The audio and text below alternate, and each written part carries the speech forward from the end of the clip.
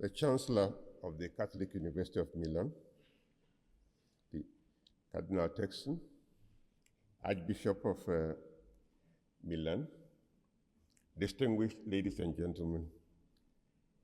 Let me begin by associating myself with everything that my colleague, Layman Bowie, has said to us this morning. I very much support the initiative to strengthen the ties between the Catholic University of Milan and African universities. I was very happy to hear the minister tell us about the initiative to strengthen ties between Italy and Africa.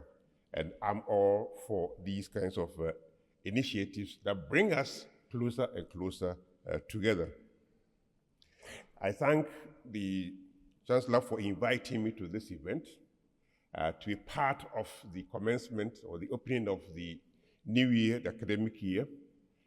This is a very much European tradition, and it's something that I'm very happy to be associated with. I opted to use my talk this morning to focus on youth unemployment.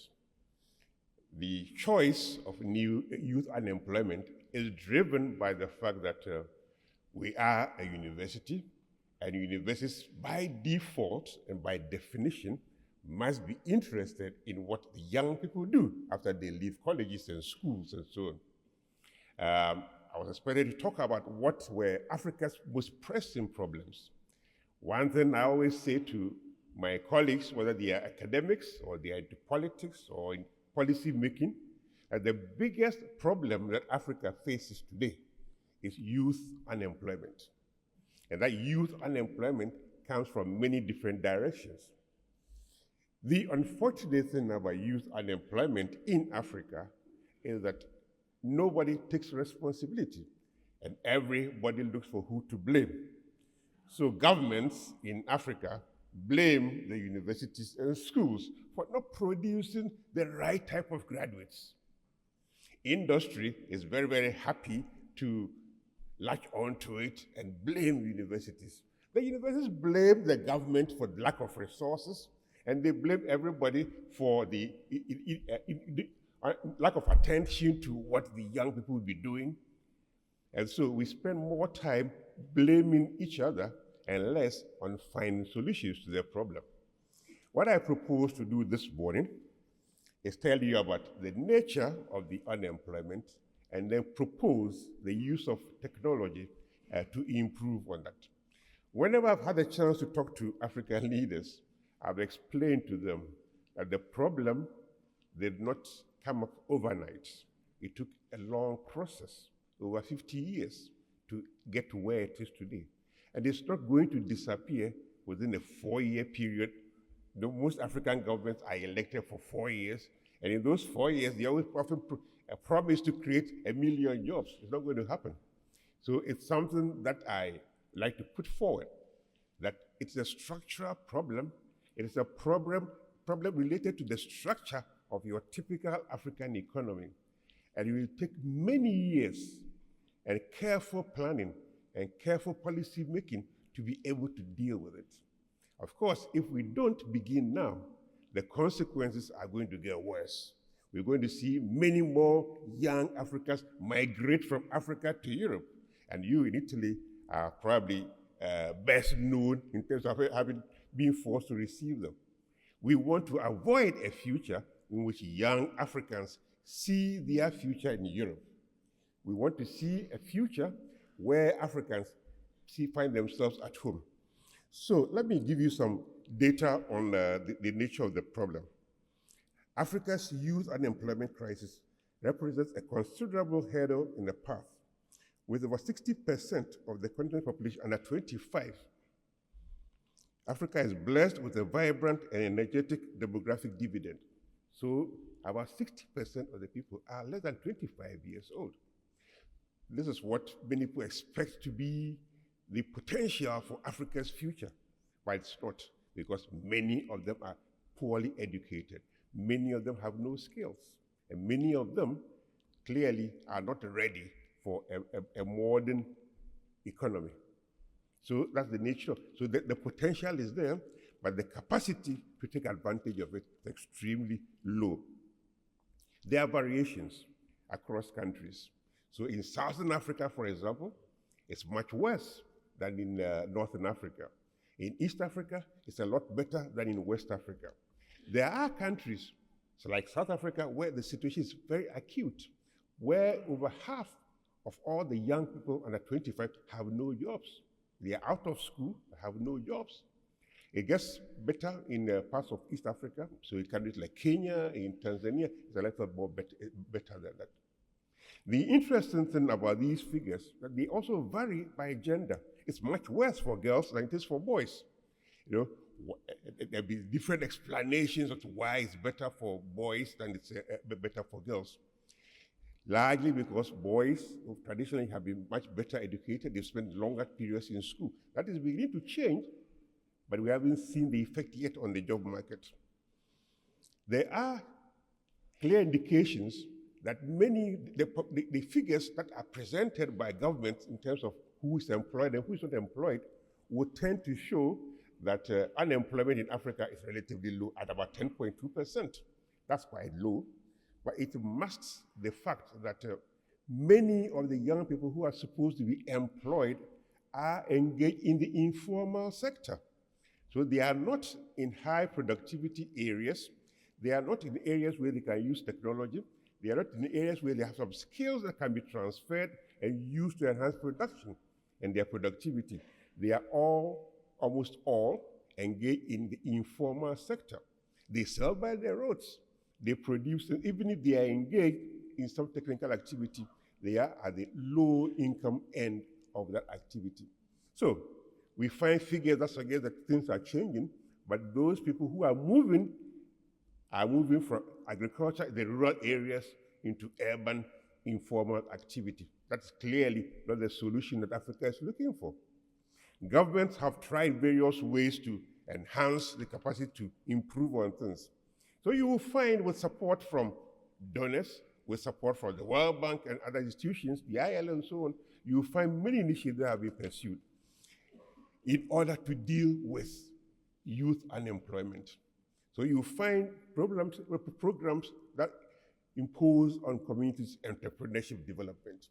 Almost every African university, almost every African polytechnic has a program on entrepreneurship development because somebody has figured out that the way out of all of this mess is through entrepreneurship development. We've tried it, we haven't seen many useful outcomes out of this initiative. There are attempts to create what they call the job creation hubs. Many governments are putting resources into these hubs where they develop some incubators. Clearly, these are things that have worked well in some European countries, and we try to do them in Africa. Sometimes they work, and I've seen some of these incubators do well in countries like South Africa. I've seen them in Nigeria. I've seen some in my own country, Ghana. But they attract only small numbers. And the likelihood of a spin-off from it is extremely low, and we haven't seen it happening yet. In more recent times, we've seen governments devote attention to vocational and skills development initiatives. There are, and I know that the Italian government has supported in Ghana some STEM projects that are designed to provide vocational skills to young people. These are in early stages. We haven't yet seen the results of these. One point that I make is that for us to be able to deal with youth unemployment, we've got to think long term. We've got to think long term and what is possible and what is not possible. For the long term, you need a well-educated youth. You need a well-educated youth that can use the available technology in a much more transformative manner. Today, every African has learned how to use new information and communication technology for doing business, for engaging in communication with neighbors, with family, and so on. How do we take advantage of that to make them more productive in the informal activity that they pursue, whether they are plumbers, whether they are technicians, whether they are carpenters? How do we do that? My position has always been Let us begin to reorient the way they use technology, simply moving away from using the mobile phone as a way of communicating with neighbors, as a way of communicating with family, into using the phone and related equipment for enhancing production and productivity. You can do this in agriculture, and I've seen more precise use of technology in agriculture. How do we use it more effectively? Encouraging young people to stay, it means, of course, the infrastructure that would allow them to stay in rural areas and use new technologies for improving soil quality, for example, will change. The use of technology for enhancing on irrigation will change. These are the things that I want to see more African countries engage in.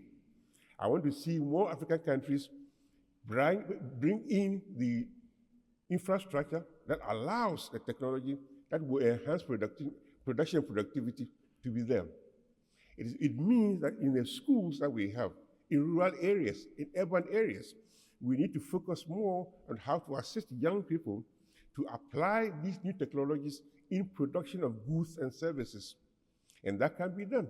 So we teach them that the use of ICT is not only for communication and for social purposes, but for enhancing production and productivity. These are things that I've always suggested to my government that, and of course, today we need to think about the environment as we do all of this. How do we enhance the use of both digital technologies as well as green technologies? I've seen in many schools in Ghana, in Nigeria, in most of Francophone Africa, the absence of anything in the curriculum about green technologies. We have failed to make it possible for young people to think more and more about how to produce goods and services. One of the things that we have come up with is what we call the industry without smokestacks.